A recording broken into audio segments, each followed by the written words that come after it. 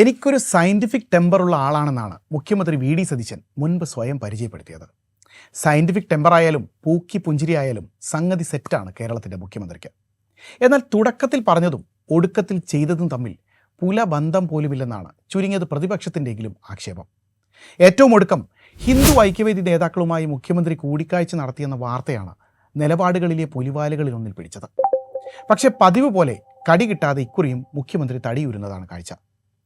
വർഗീയതയോടുള്ള പോരാട്ടത്തിൽ വിട്ടുവീഴ്ചയില്ലെന്നും അതിൻ്റെ പേരിൽ തിരഞ്ഞെടുപ്പിൽ തോറ്റാലും തൻ്റെ നിലപാടിൽ മാറ്റമുണ്ടാകില്ലെന്നും പറഞ്ഞ് ആ കസേരയിൽ എത്തിയ ആളാണ്. ആ നിലപാടിൽ സ്വല്പം വളവുണ്ടെന്നാണ് ഇപ്പോൾ ആരോപണമുയരുന്നത്. ആ ആരോപണമുയർന്നതിന് പിന്നാലെ 200-ലധികം സംഘടനകളുടെ കൂട്ടായ്മയാണ് തങ്ങളെന്നും അതിൽ 100-ലധികം ആളുകൾ ചേർന്നിരുന്ന് പാസാക്കിയ നിവേദനങ്ങളുമായാണ് മുഖ്യമന്ത്രിയെ കാണാൻ ചെന്നതെന്നും ഹിന്ദു ഐക്യവേദി നേതാക്കളും വിശദീകരിക്കുന്നുണ്ട്. എന്താവും ആ പ്രമേയങ്ങളിൽ ഉണ്ടാവുക?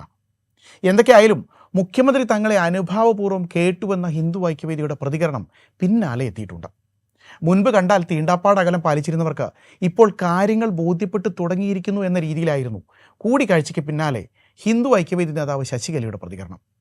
തെരഞ്ഞെടുപ്പ് ജയിക്കാൻ മതേതര കാർഡ് ഇറക്കുകയും ഭരണം നിലനിർത്തി മുന്നോട്ട് കൊണ്ടുപോകാൻ അല്ലെങ്കിൽ സൗകര്യം ഉണ്ടാക്കാൻ അതേ തീവ്ര നിലപാടുള്ള സംഘടനകളുമായി അടച്ചിട്ട മുറിയിൽ ചർച്ച നടത്തുകയും ചെയ്യുന്നത് എന്ത് രാഷ്ട്രീയ മര്യാദയാണെന്നാണ് ചോദ്യമുയരുന്നത്.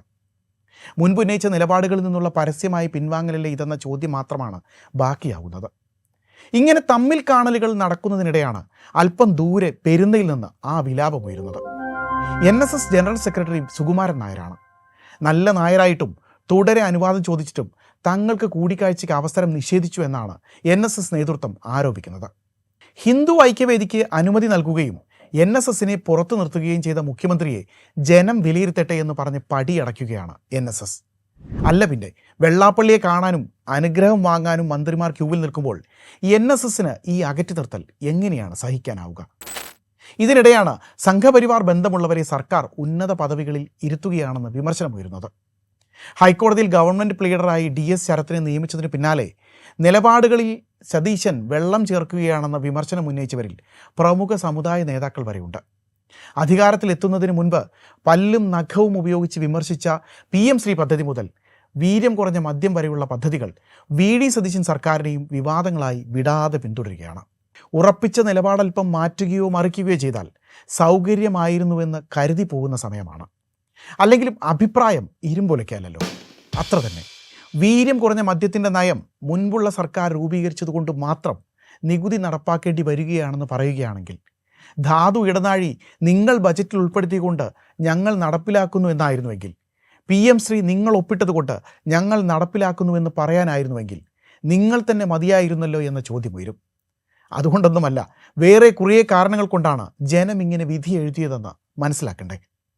രണ്ടാം പിണറായി സർക്കാരിനെതിരെ നെഞ്ചു വിരിച്ചു നിന്ന് ഇന്ധനവില സാധാരണക്കാർക്ക് താങ്ങാനാവുന്നില്ലെന്നും ഇന്ധനവില ഉയരുമ്പോൾ ഉമ്മൻചാണ്ടി തീരുമാനിച്ചതുപോലെ അധിക നികുതി വേണ്ടെന്ന് വെക്കണമെന്നും പറഞ്ഞയാളാണ് VD സതീശൻ. ക്ഷേമ പെൻഷൻ മുടങ്ങാതിരിക്കാൻ ഇന്ധന സെസ്, കിഫ്ബിയുടെ തിരിച്ചടവിന് ഇന്ധന സെസ് എന്നിങ്ങനെ സെസ്സുകൾ ഓരോന്നായി ചൂണ്ടിക്കാണിച്ചായിരുന്നു സതീശൻ അന്ന് വിമർശനം ഉന്നയിച്ചത്. അധികാരത്തിലെത്തി ആദ്യ ബജറ്റും ചർച്ചയും കഴിഞ്ഞ് മോരിലെ പുളിയും പോയിട്ടും അദ്ദേഹം ഈ വിഷയത്തിൽ കമാ എന്ന് പിന്നീടൊരക്ഷരം മിണ്ടിയിട്ടില്ല. ഡൽഹിയിലും കേരളത്തിലും എപ്പോൾ സെസ് കുറയ്ക്കുമെന്ന് ചോദിച്ച മാധ്യമപ്രവർത്തകരോട് പഠിച്ചിട്ട് പറയാം, സൂക്ഷ്മമായി പഠിച്ചുകൊണ്ടിരിക്കുകയാണ് എന്ന് മാത്രമായിരുന്നു VD സതീശൻ്റെ പ്രതികരണം. പശ്ചിമേഷ്യൻ യുദ്ധത്തിൻ്റെ പശ്ചാത്തലത്തിൽ ഇന്ധനവില ലിറ്ററിന് 10 രൂപയോളമാണ് ഈ അടുത്ത കാലത്ത് ഉയർന്നത്.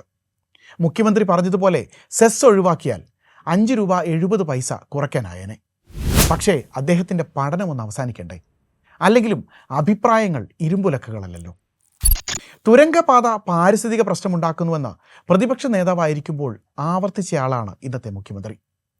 കേരളം പാരിസ്ഥിതിക പഠനം നടത്തി റിപ്പോർട്ട് സമർപ്പിച്ചപ്പോൾ അതിൽ വിശ്വാസമില്ലെന്ന് പ്രതിപക്ഷ നേതാവായിരിക്കെ VD സതീശൻ്റെ വെളിപ്പെടുത്തൽ ഏറെ ചർച്ചയായിരുന്നു.